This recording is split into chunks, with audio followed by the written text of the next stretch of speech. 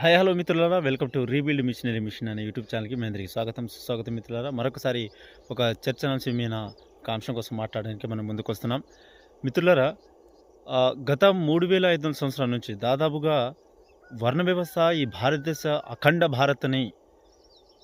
భారత్లో ఐక్యమత్యంతో, లౌకిక సోదర భావంతో, ఏక మనసుతో, ఐక్యతతో, కలిసిమెలిసి స్వతంత్రంగా, స్వేచ్ఛగా, మానవత్వ విలువలతో ఆహ్, కొనియాడుతున్న ఈ భూభాగంలో మానవత్వంతో జీవిస్తున్న మానవ మనుగడను కేవలం ఆర్యులు ఈ దేశాన్ని అంటే రూపాంతరం చెందిన ఇప్పుడు బ్రాహ్మణులు అంటారన్నమాట. వాళ్ళని బ్రాహ్మణులు అంటారు. పూర్వము రూపాంతరం అంటే పేరు మార్చకముందు వాళ్ళు ఆర్యులు. పేరు మార్చుకున్న తర్వాత వర్ణ వ్యవస్థలో వాళ్ళు బ్రాహ్మణగా ఆహ్, ముద్రించుకున్నారు ఆళ్ళు. వర్ణ వ్యవస్థ రాకముందు వాళ్ళు ఆర్యులు. ఆర్యావర్త అనే భూభాగం కూడా వాళ్ళని ఏర్పాటు చేసుకున్నారు. అయితే వర్ణ వ్యవస్థ సమాజాన్ని 5 ముక్కలుగా విభజించింది ఈ వర్ణ వ్యవస్థ.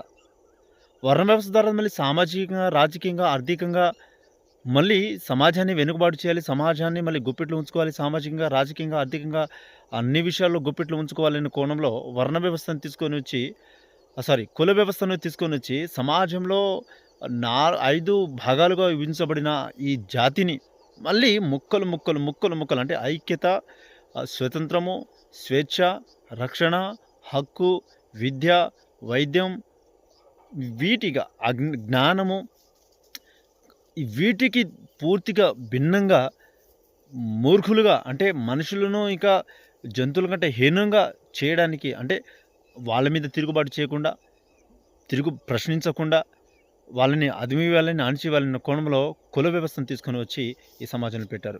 మిత్రులారా, సరే స్వతంత్రం రాకముందు ఏదో ఒకటి జరిగింది, అయిపోయింది, దాన్ని వదిలిపెద్దాం, దాన్ని మర్చిపోదాం అనుకుందాం, కాసేపు పక్కన పెడదాం. కానీ స్వతంత్రం వచ్చిన తర్వాత, స్వతంత్రం వచ్చి 78 సంవత్సరాలు అవుతుంది, భారత రాజ్యాంగం అమల్లో వచ్చి 72 సంవత్సరాలు అవుతుంది. అయినా కూడా ఎందుకు కుల వ్యవస్థ సమాజాన్ని విభజించి పాలిస్తున్న ఈ సమాజాన్ని భారత రాజ్యాంగం ద్వారా ఎందుకు పరిపాలన చేయట్లేదు?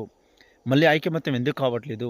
వర్ణ వ్యవస్థను ఈ భారతదేశంలో ఉన్న ప్రతి ఒక్క ప్రధానమంత్రులు వచ్చి కూడా, రాష్ట్రపతులు వస్తున్నా కూడా వర్ణ వ్యవస్థ ద్వారా ఈ సమాజం విభజించబడి ఉన్నది. మళ్ళీ భారత రాజ్యాంగము ఆర్టికల్ 14 ప్రకారం అందరూ సమానులే అనే కోణంలో ఈ వర్ణ వ్యవస్థను ఎందుకు రద్దు చేయట్లేదు? అలానే కుల వ్యవస్థ ద్వారా ప్రతి అడుగుడున ఎస్సీ, ఎస్టీ, బీసీ సమాజం పైన దాడులు జరుగుతున్నాయి. కులం పేరుతో, మతం పేరుతో అనేకమైన విచ్ఛిన్నానికి, విధ్వంసానికి దారితీస్తూ ఉంది. అయినా కూడా ఎందుకు కుల వ్యవస్థను రద్దు చేయట్లేదు ఈ భారత ప్రభుత్వం? ఎందుకు కుల వ్యవస్థను, వర్ణ వ్యవస్థను పట్టినట్టుగా